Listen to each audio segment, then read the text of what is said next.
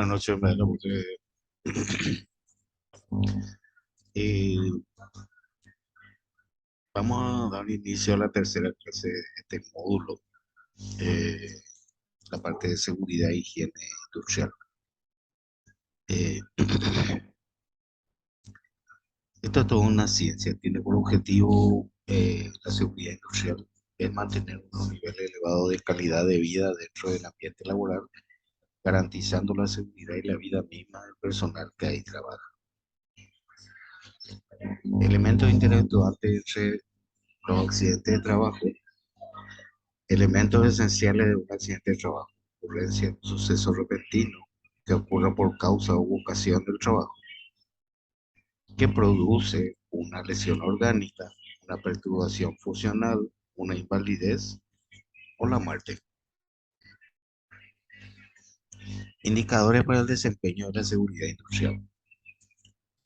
Tenemos indicadores de efectividad, indicadores de eficacia y indicadores de eficiencia. Dentro de la efectividad tenemos índice de eliminación de condiciones inseguras, índice de accidentabilidad, índice de mejoramiento de las condiciones de trabajo. Entre lo de eficacia tenemos índice de satisfacción de las condiciones de trabajo, coeficiente de perspectivas, influencia de los subsidios pagados por accidentes y enfermedades profesionales. Entre lo de eficiencia tenemos eficiencia en la seguridad, índice de riesgo no controlados, índice de riesgo no controlado por trabajador, indicador de trabajadores beneficiados.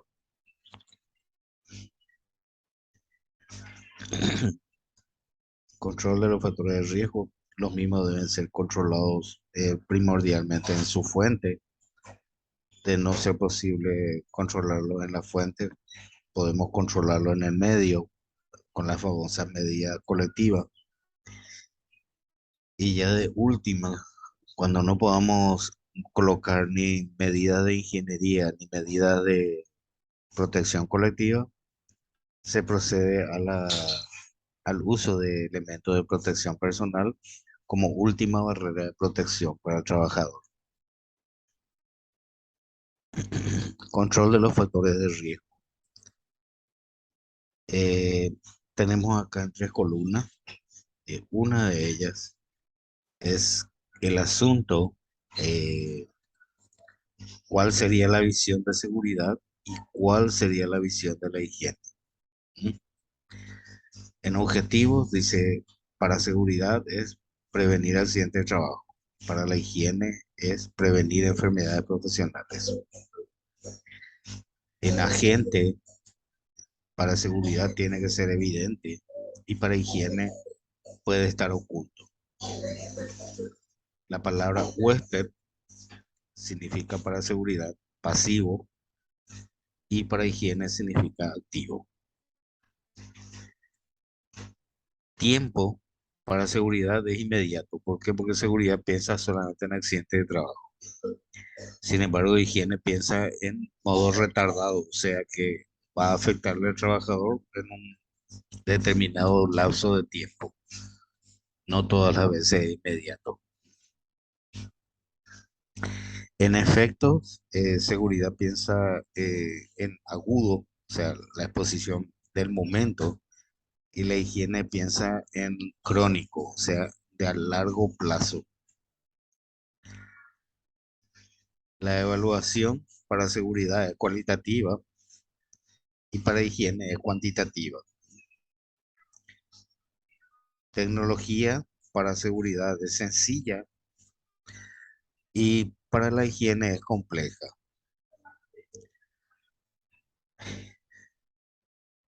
Los equipos para seguridad son mínimos y para higiene son múltiples. Estamos hablando de equipos de medición, sean estos de vibración, de disorgonómico, de ruido, de luz, de temperatura, humedad y confort térmico, medidor de partículas, medidor de gases, por citar solo algunos. Los recursos humanos, para seguridad se necesita una formación media y para higiene ya se necesita una formación más avanzada. En los controles para seguridad industrial es lógico.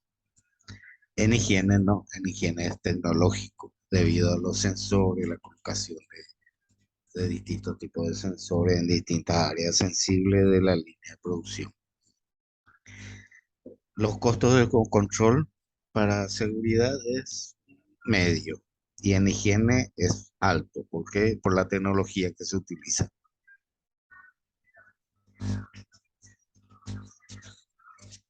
Hablemos de los riesgos higiénicos.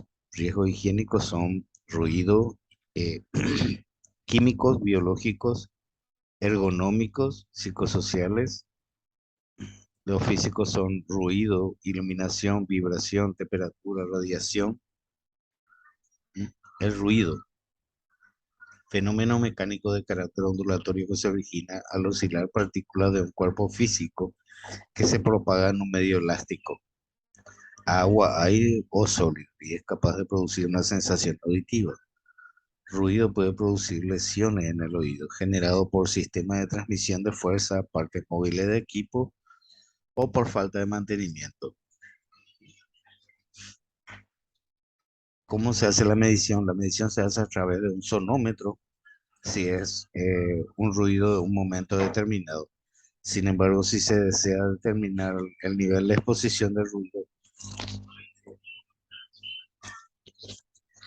el nivel de exposición del ruido al cual está expuesto el trabajador durante una jornada laboral se mide a través del oscímetro.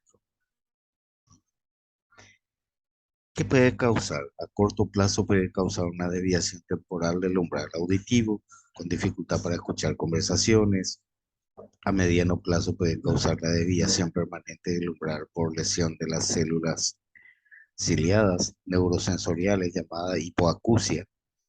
Y a largo plazo compromete las bandas conversacionales cuya alteración es percibida por el afectado. Control en la fuente. Primero tenemos que pensar en la fuente. Cambio o modificación de procesos, diseño o selección de equipos que generen menos ruido, si se puede. En el medio es la confinación sonora, la absorción del ruido. En el individuo es la selección de elementos de protección adecuados, capacitación, realización de audiometría, rotación y señalización. Iluminación. La luz es una forma de energía radiante electromagnética que se propaga en el espacio como un movimiento ondulatorio transversal a la velocidad de 300.000 kilómetros por segundo. Luminancia es la relación entre el flujo luminoso que recibe la superficie y su extensión. La unidad de medida es el lux. ¿Cómo se mide? Y se mide con un luxómetro. Consiste en una célula fotoeléctrica de capa de barrera generalmente de selenio para tener este material una sensibilidad espectral semejante a la del ojo humano, que es esto que vemos acá. ¿Qué causa? Y fatiga visual, dolor de cabeza, menor rendimiento, mayor índice de accidentabilidad. ¿Cómo podemos controlar? Programa de mantenimiento preventivo de luminarias, tener en cuenta la ubicación de los puestos de trabajo, implementar un programa de conservación visual, eh, la parte de vibración, movimiento oscilatorio de un cuerpo sólido respecto a la posición de referencia. Frecuencia, para efectos de su análisis, se descompone el espectro de 1 a 1500 Hz, la amplitud que puede medir en aceleración en metros por segundo al cuadrado, en velocidad en metros por segundo y en desplazamiento m, que indican la intensidad de la vibración. Medición, las vías de ingreso al organismo que pueden ser por el sistema mano-brazo, como en el caso de las herramientas manuales, o de cuerpo entero cuando ingresan desde el soporte en posición de pie o sentado. Acá tenemos un ejemplo de un tipo que está manipulando un martillete. Ese es para posición de pie, de cuerpo entero la medición de cuerpo entero se realiza. ¿Qué causa? Alta frecuencia, trastornos osteoarticulares como lesiones de muñeca, calambres, trastornos de la sensibilidad, dedos muertos, famoso llamado síndrome de Raynaud, aumento de la incidencia de enfermedades estomacales, que son normalmente los usuarios de martillo neumático. La baja frecuencia produce lumbalgias, hernia, variación del ritmo cerebral, alteración del equilibrio, trastorno de visión por resonancia, que son ocasionados normalmente por los talados.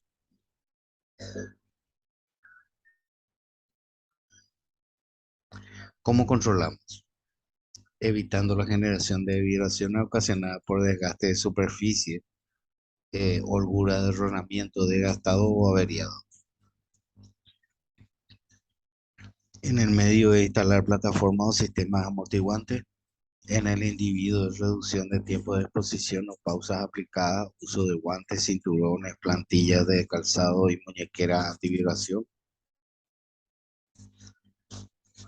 Otro factor físico que es la temperatura. El intercambio de calor entre el hombre y el ambiente se realiza por conducción sólido-sólido, un 60% de las ocasiones. Por convección, gas a sólido, que es 22%. Radiación, emanación del calor, es un 3%. Evaporación, cambio de fase líquida gaseosa, 15%. Factores de presión, duración, exposición, humedad, viento, edad, gasto energético.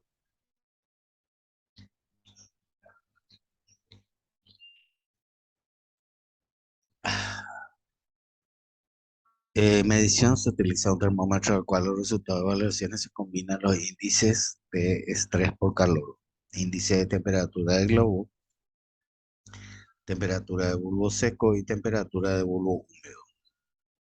Esta máquina que está acá para medir el estrés térmico. Pero viene ya ahora en otros modelos. Yo tengo uno que es más sencillo y más manuable. Esto anteriormente se tenía que estar conectado a la alimentación eléctrica y se complicaba mucho el traslado. Eh, si no se controla, la hipotermia leve puede causar escalofrío, rigidez articular y muscular. La hipotermia profunda disminuye la memoria, produce arritmia y la famosa muerte feliz, cuando uno muere por congelamiento. ¿Qué causa el no control de la temperatura y golpes de calor, quemadura, agotamiento por calor, trastornos cutáneos, síncope por calor? Pequeños ejemplos más cuando no se controla. ¿Cómo podemos controlar? Y realizando movimientos activos, exámenes periódicos, capacitación en primer auxilio, alarma en sitio de trabajo, sistema de acondicionamiento ambiental. Algunas de las recomendaciones: radiación no ionizante, la ultravioleta por la lámpara germicida de vapor de mercurio, soldadura de arco, radiación infrarroja, efectos de carácter térmico, microondas en frecuencias comprendidas entre 300 MHz y 300 GHz, radiaciones láser, soldadura equilibrando comunicaciones de fibra óptica, sonido, artes gráficas, instrumentos de cirugía. ¿Cómo se hace la medición? La valoración y la cuantificación de radiación electromagnética no ionizante, excepto de luz visible, requieren de equipos e instrumentación y de higienistas calificados. Estos equipos están constituidos por tres elementos básicos: detector, conductor y la unidad de medición, que normalmente es un software de registro e impresión de la información, que puede causar la exposición a radiaciones no ionizantes. y sus efectos se manifiestan principalmente en los ojos. La sobreexposición se considera como un factor determinante a la aparición del cáncer de la piel. Infrarrojas, en caso de exposición extrema, pueden ocasionar cataratas y eventualmente ceguera.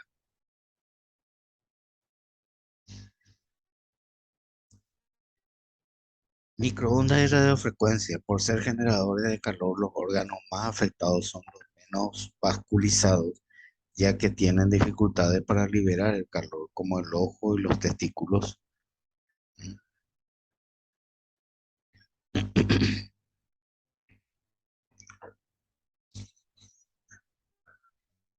El láser puede producir lesiones tanto por el rayo directo como por el reflejo y también constituye riesgo de incendio. Colocar cubiertas en la superficie de trabajo, aislar zonas de soldaduras, usar bloqueadores y EPP, control de reflexiones accidentales, iluminar intensamente el local para reducir la abertura de la pupila, eliminar materiales fácilmente inflamables. Esas son algunas de las formas de controlar las radiaciones no ionizantes.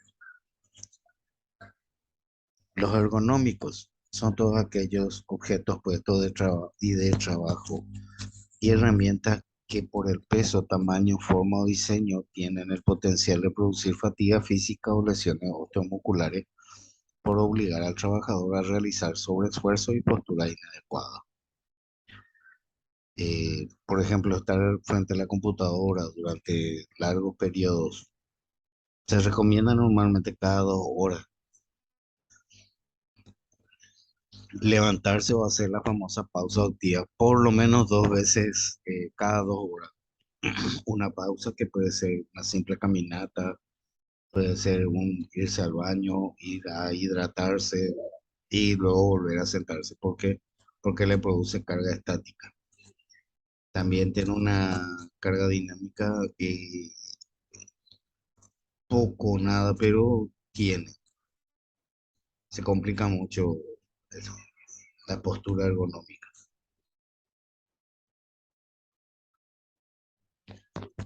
Causa una mala postura ergonómica y agotamiento, mayor desgaste, lesiona el sistema musculoesquelético, desórdenes de trauma acumulativo. Su control principal está dado por la mejora en el diseño del puesto de trabajo y capacitación en higiene postural y manejo adecuado de cargas.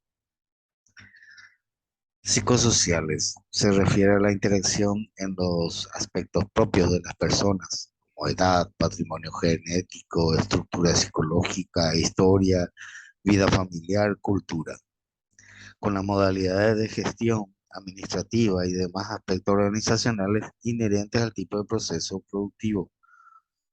Clasificación, organización del tiempo de trabajo, relaciones interpersonales, eh, el estudio del contenido de la tarea, riesgos de seguridad, pueden ser aquellos que son mecánicos, de origen eléctrico y de origen locativo. Sí, también debemos llevar en cuenta lo que tiene que ver con el entorno o el ambiente de trabajo. A eso se le conoce como riesgo locativo.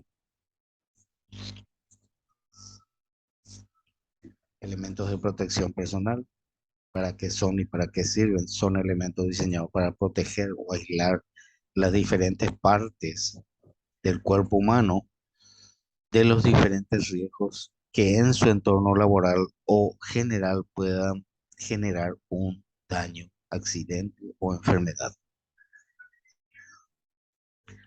Clasificación para protección de la cabeza, para protección del rostro y de los ojos, para la protección del sistema respiratorio, para la protección de manos y los brazos, para la protección de los pies y las piernas, para la protección del tronco. Protección de la cabeza refiere al uso de casco en minas, canteras, construcción personal expuesto en general. El uso de cofias para personal de cabello largo que trabaje en maquinaria, personal de planta, fabricación de medicamentos o proceso de manipulación de alimentos. El uso de protectores auditivos en lugares donde el ruido supera los límites máximos permitidos, que son 8,5 decibelios A. Protección de rostro y ojo. Uso de anteojos de protección de pantalla contra la proyección de partículas, puede ser de sustancias sólidas o líquidas. Anteojos de protección especiales para radiación luminosa o calórica de cualquier naturaleza. Gafas resistentes de trabajo de cincel, remachadoras, mediladoras, seco, gafas para soldadores, fogoneros o para espectros para exposición a deslumbramiento. Capuchas de tela de asbesto con visera de vidrio absorbente para procesos en hornos, hogares y equipos térmicos. Respiradores para la protección contra inhalación de polvos tóxicos, respiradores contra polvos que producen neumoconiosis, que podría ser la inhalación del sílice, de la fibra de vidrio, del cemento, de los caolines, del carbón mineral o piedra caliza. Mascarillas respiratorias en comunicación con la fuente externa de aire puro o con recipiente o tanque de oxígeno, atmósferas altamente peligrosas, alcantarillado y lugares confinados. Protección del sistema respiratorio. El término usado, equipo de protección de vías respiratorias, no hace referencia a los dispositivos que se han diseñado para la protección del trabajador y de todos aquellos contaminantes presentes en el aire, ya sean polvos, neblina, gases tóxicos o vapores. Respiradores contra polvos que producen neumoconiosis, que serían la inhalación del sílice, de la fibra de vidrio, cemento, caolín, carbón mineral y caliza.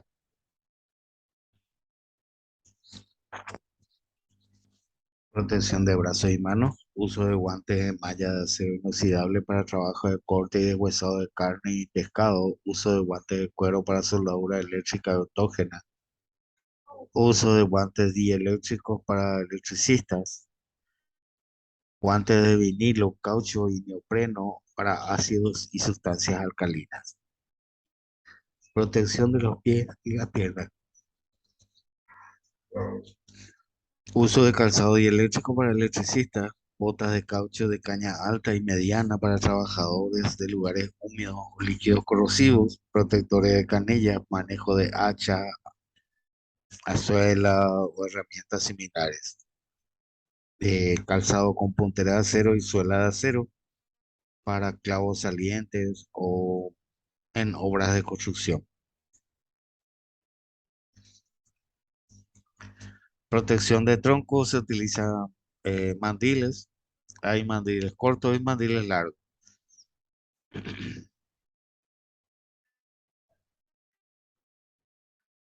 Los elementos de protección personal no son un lujo ni una mala inversión, son una necesidad que brinda salud, bienestar y ganancia a cada miembro de la empresa. Pautas para la investigación de accidentes de trabajo. Elemento del proceso de investigación es asegurar y preservar la escena del accidente, toma de fotografía y video, realizar entrevistas, reunir datos, analizar datos, documentar la investigación, plantear conclusiones, desarrollar recomendaciones y elaborar un reporte final.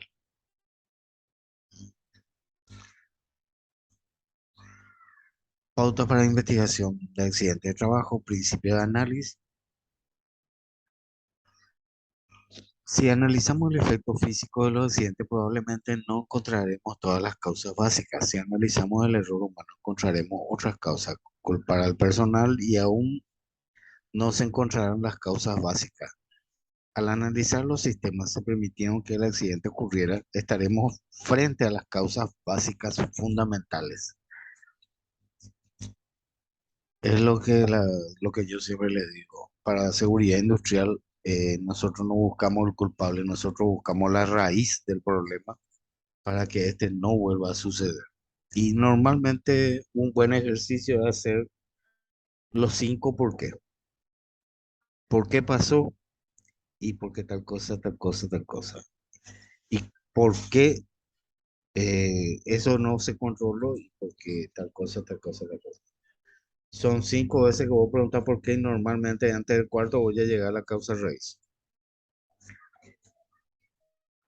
Pauta para la investigación del accidente de trabajo. También tenemos pasos básicos como observación, recogidos por los sentidos al momento del accidente que ayudan a examinar las partes que fallaron. Tener una hipótesis, suposición hecha en función de la información recabada a través de observaciones, entrevistas y evidencia. La aceptación de una hipótesis planteada o derivada del análisis. Las observaciones es lo que se anota de inmediato dentro de la descripción del accidente. Se cayó el trabajador, fugó el producto por el codo, explosión e incendio del tanque atmosférico, el trabajador se lesionó la mano. Las observaciones pueden contener uno o más causas que analizar. Se cayó el trabajador al romperse la escalera, al perforar fugó el producto con el codo. Un rayo causó la explosión e incendio en el tanque y al usar una llave española como martillo se golpeó la mano. Se debe evitar las prácticas comunes de anticipar conclusiones sin antes revisar y evaluar toda la información. Suponer esto es muy parecido, así que debe ser lo mismo. Percibir, no puedo probarlo, solo sé que esto debe ser. Esas son cosas que tenemos que evitar en nuestro informe. Culpar, todo fue ocasionado por fulano de tal. Dejar incompleto el análisis, fue erosión lo que provocó la falla. Rayos. Pero erosión, ¿por qué?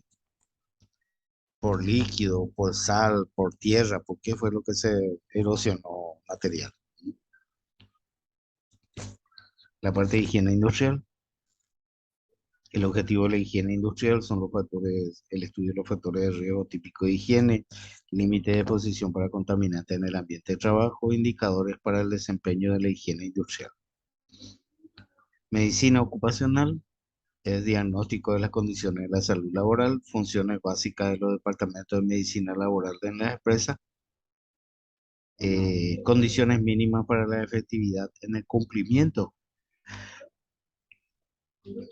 de las funciones de los departamentos de medicina laboral en las empresas. ¿Qué es lo que ha funcionado, lo que no y por qué? Una nueva forma de pensar acerca de cómo vamos a responder a un mundo muy nuevo en el que se enfrentarán sus hijos y sus nietos. Esta es la versión holística de la protección a la salud de los trabajadores según la OIT. ¿Mm? Si pueden ver, tenemos acá en el centro a la seguridad y salud en el trabajo. Tenemos prevención primaria, reinserción de empleo, vigilancia de salud, participación de los trabajadores por un lado y empleadores y representantes por el otro. ¿Mm? Para los trabajadores está vigilancia de la salud, medida de protección, control de riesgo, adaptación del ambiente y condiciones de trabajo. ¿Mm? Del lado de los empleadores se encuentran prevención primaria, reinserción en el empleo, referencia y tratamiento de rehabilitación, promoción de la salud. Cobertura de riesgos laborales son cobertura de riesgos profesionales, accidentes de trabajo, enfermedades profesionales, prestaciones económicas, prestaciones en especie, reparación del daño, pensión, jubilación por incapacidad laboral.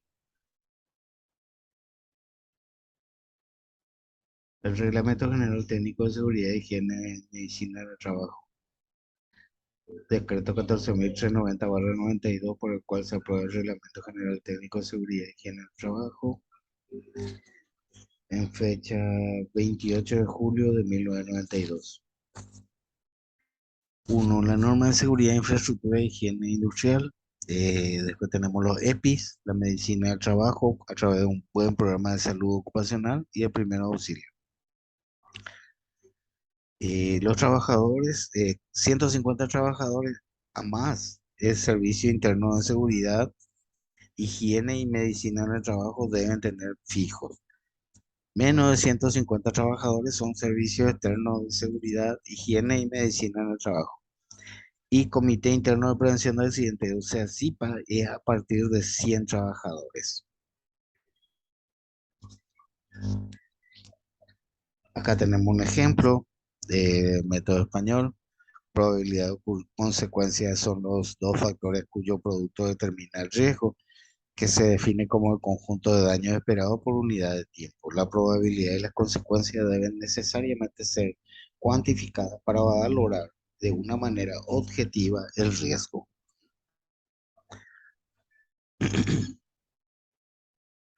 Primero se deben obtener nivel de eficiencia, nivel de exposición. El nivel de probabilidad es igual a ND por NE, o sea, nivel de eficiencia por nivel de exposición. Y se obtiene el nivel de consecuencias, que sería NC. Se combinan el nivel de probabilidad y el nivel de consecuencia para obtener el nivel de riesgo.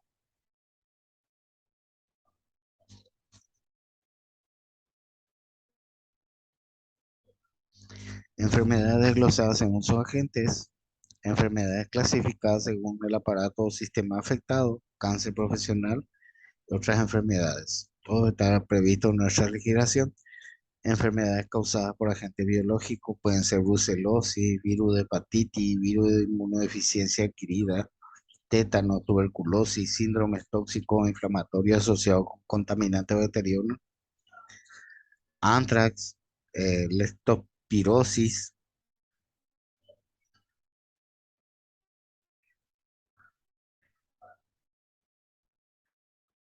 Acá tenemos un cuadro de cómo se puede hacer un criterio. Este es el criterio utilizado en la evaluación de riesgo.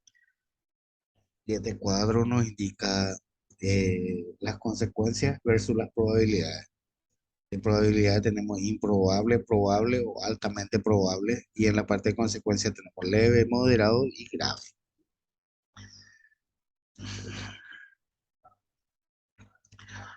Esto sería un cuadro Kaizen, sería la identificación de un riesgo, la prioridad de la modificación del mismo y qué la empresa va a optar por hacer y el plazo de determinación.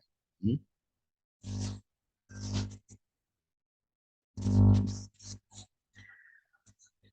Valoración de los riesgos laborales en el embarazo y la lactancia en trabajadoras. Trabajadora embarazada, trabajadora especialmente sensible. La ley número 5508 de promoción, protección de la maternidad y apoyo a la lactancia materna es la que le protege.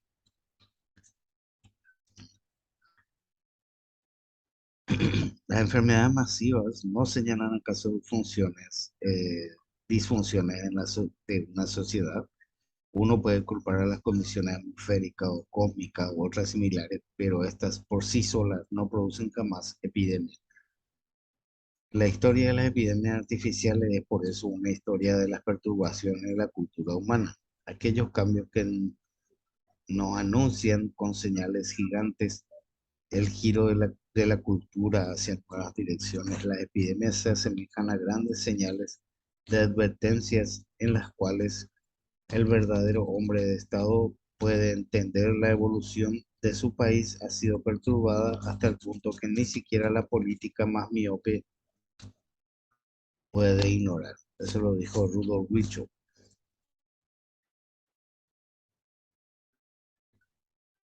Esta es una conclusión. Tenemos ninguna obra humana vale más que la vida de su creador. ¿Mm? Hasta aquí esta parte de la clase. Antonio, ¿estás conectado todavía?